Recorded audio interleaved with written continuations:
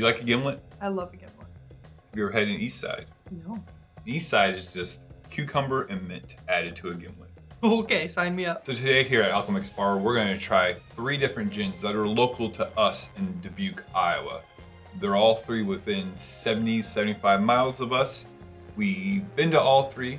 We enjoy each distillery. Yep. What do we have today, Riley? Today is the best day. Best day. Today is the day. Today's my day.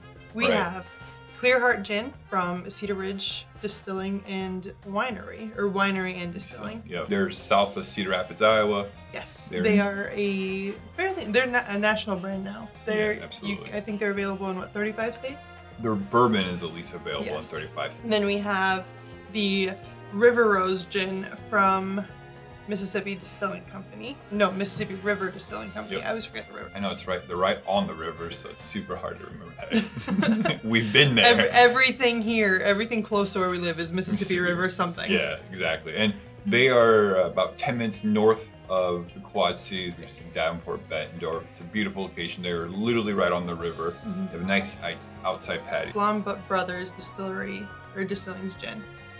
They are in Galena, Illinois, which is only about 20 minutes from us. I think these 2 were in the low to mid 20s. I believe you're right. And then Blaum runs you 35. Let's go ahead and give these a try. Which one do you want to do first? Let's do the Clear Heart because I don't think I've ever had Clear Heart. We used to carry it at Seven Hills when I first started there, and then we were using it as a rail gin. I don't think I liked a gin at that point. Well, then again, you're not drinking it by itself. Right. Well, we weren't. And you really started getting into gin once you kind of started this whole thing. Yeah. Yep, sure did. You had a gimlet made correctly, and you were just... Well, that, and I think part of it was I did a whole bunch of research learning about gin, read a bunch of books that had information about gin. And you're big into the... the more you know kind of thing. Well, right, but what's the one book of... The Drunken Botanist. Right. Ethanol, which is fine, but it's not super burny like white rum week. Still get some of the botanicals and the floral. They're not dominant. Yep, the juniper comes through heavy. Mm-hmm. There's some citrus in there, lemony. I don't want to say orange. I want to say lemony. Maybe even a little limey. There's some floral is in there. What kind of flower do you? Not like it's not a rose floral. No, it's not wildflowers either, but no, a little bit perfumey. Mm-hmm. It's not bad. It's pretty good. Yeah, it's perfumey on the palate. There's a sharpness to it. I think it'll mix well. It's almost like, I mean, there's kind of this odd sweetness to it. Yeah, it's almost like a sticky. Mm-hmm. It's not bad. It's just, it's interesting for sure. But I think definitely a mixing, like just even a good gin and tonic. You just get the right tonic with this. I think it would just work great with it. But as far as gins go, there's not a whole lot of juniper. You can taste it. You can tell it's there. It's not like you're chewing on pine needles, as my mom would say. Right. This would definitely be a good one for someone starting out with gin. I love it too that they're all 3 distinctly different bottles. Yeah. All right, now we're gonna do River Rose. Yes. Man, what is that? That's flowers. That's flowers. Yeah. Yeah. It's very grassy, flowery. It's been a long time since I've smelled a daisy, but I feel like it's a daisy. Ooh, there's something in the middle. It's a lot more juniper forward. Not so bad though. No.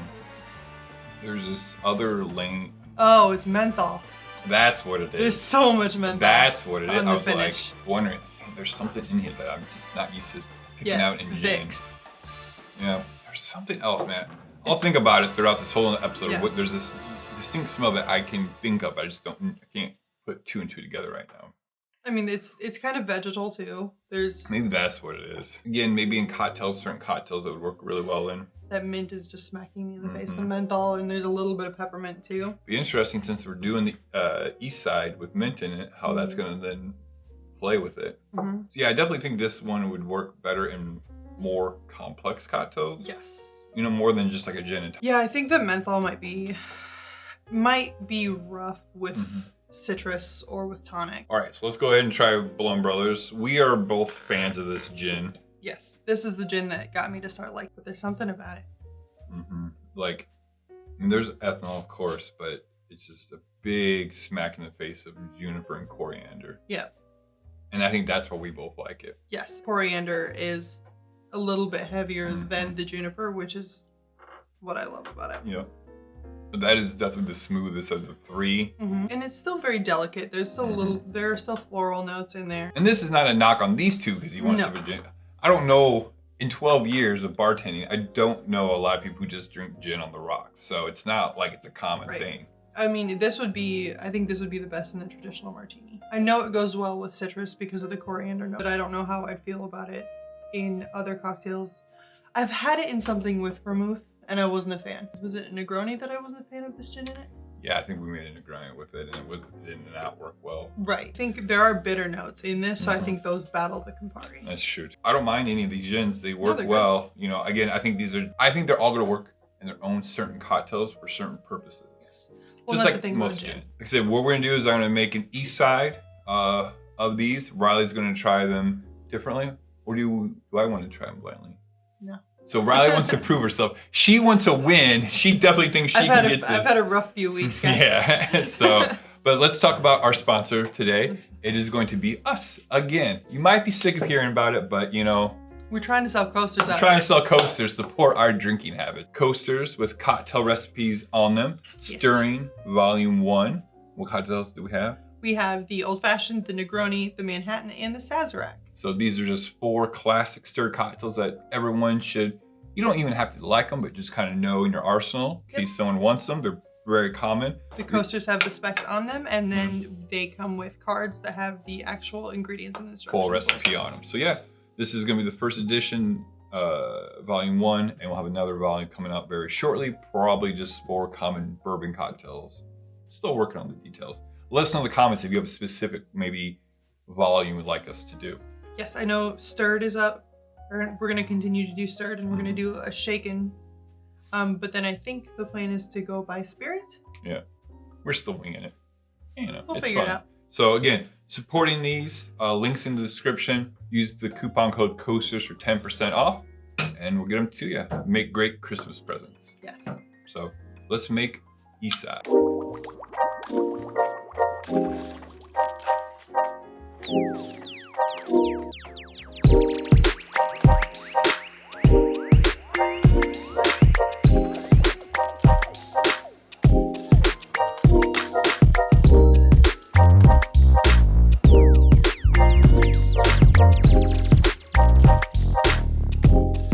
So an Eastside is really easy to make. No time at all, pretty smooth sailing as long as you have your cucumber pre-cut. Makes it a little quicker. How is this not going to be good? It can't cotton. It's got to be good. It's got to be good. So let us know in the comments if you think Riley will get 0, 1, or 3 correct. Just the number. You don't even have to put anything else. Put the number how many you think she'll get correct on this drink. So I wouldn't bet on me. I'd bet on you. To fail. I've seen this drink poured on rocks. I've seen it poured in a coupe. I think we make a gimlet in a coupe, so why not make this in a coupe? And I just added a mint leaf on top. Why not? All right, so which one do you want to try first? Oh boy, I'm so nervous. You got this. I'm gonna go with this guy. Okay. It smells very fresh, almost like the mint is downplayed, even though it's like right in front of my nose. Right, okay. Because the cucumber, I think, is. All right. Ooh. Man, that cucumber, pretty, just in the smell. Yeah, I am not a cucumber guy. I do not like cucumber in salads and stuff like that. But in cocktails, it's usually pretty fantastic, and this is pretty fantastic. That is pretty fantastic. It's sour enough to get the little pinch here, but not super sour. The gin, but let's talk about the gin. What do you get any notes of the gin you think? I get a little bit of menthol on the finish. It's not overbearing or anything. Like the gin is very subtle in this. It is very easy. This is like a Sunday stroll. And the thing on the back end though too is kind of when the gin kind of shines more than anything else. But that cucumber's just the entire way. Yeah, it's crazy. Then the mint, like it's there, but you don't. It's not really like dominant or just present enough. Yeah, I mean it's almost like it's not present. A whisper of it throughout the whole cocktail. Try number 2.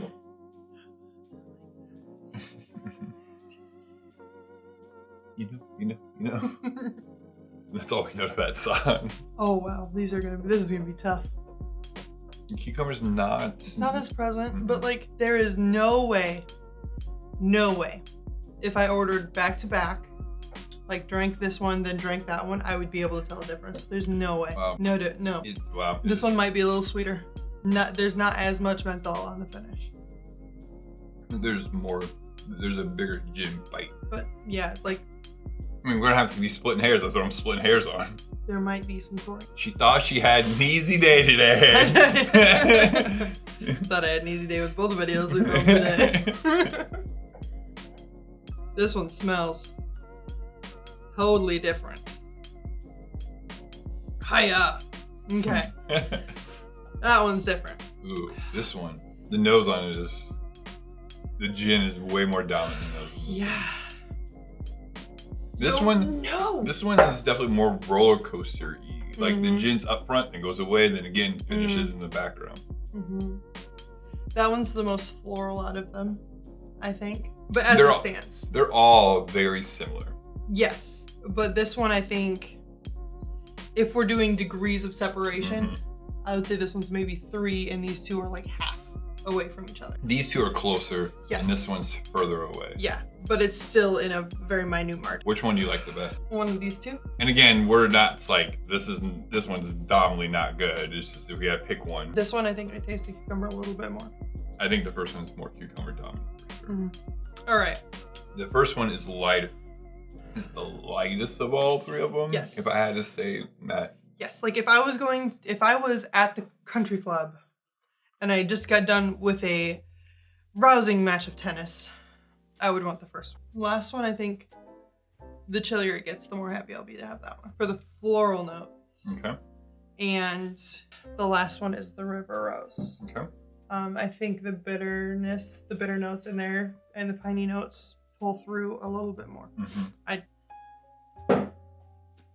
Because this tasted the least like something. Right. You know, like it tasted like gin, but it tasted the least like any flavors that could be pulled independently. And just because I think there might be a little bit of coriander that I'm pulling, but that might just because I want it to be there. You got one right. The last one? Yep, that seems right. There's a distinct smell in this one that I think comes across so easily on this one. Like that's because you know it's easier to. I understand that, when you know that's what it is. But yes. I just think that smell is more dominant. Like it just pulls through it. Floral, almost rosy. Right. So that's why this one I think was the easiest. Yeah. Yes. Out of these two, have been splitting a hair multiple times and taking one of the pieces. This one just kind of does have a little more juniper coriander to me. Again, I knew the whole time. So that's right. I didn't say that because I think that would kind of sway you a little bit. This is an excellent cocktail. If you've never had this before, I definitely recommend it. I mean, yes, it's winter here in Iowa. It's December, but our friends down south, if you have cucumbers lying around, some mint lying around, definitely make this. I mean, this recipes, all I saw did call for London dry gin, but I think all 3 of these work pretty well. Yeah. And I think any gin really, I mean, Hendrick's obviously would crush it in this one. I think the cucumber might be too heavy to use Hendrick's. Yeah. Guess we're just going to have to try it out and see. You never know. So again, this whole month, shop local, local distilleries, breweries, shops, whatever, right? Just go support your local businesses. Yeah, don't forget, coasters in the description. Support buying those. Supports us. Yes. So we can make more high quality content for you. And so he can make more coasters because he really likes the task. Cheers, guys. Cheers.